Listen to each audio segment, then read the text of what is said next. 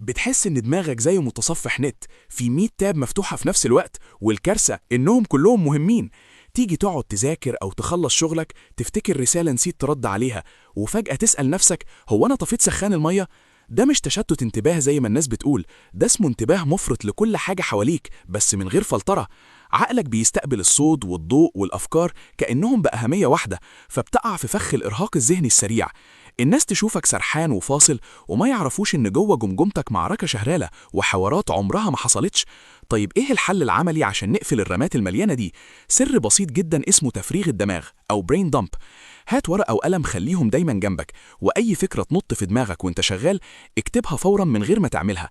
الورقة دي بتبقى هي الهارد ديسك الخارجي بتاعك، بتقول لعقلك أنا سجلتها خلاص، ارتاح انت بقى. بالطريقة دي هتقدر ترجع تركيزك للحظة الحالية وتخفف الضغط المرعب اللي على أعصابك. لأن لما اكتشفت إن عندي ADHD قررت أفيد نفسي وأفيدك بأدوات حقيقية مش مجرد كلام. جرب التكنيك ده النهاردة، لأننا هنا فاهمين بعض بجد، وعشان ترتاح من إحساس إنك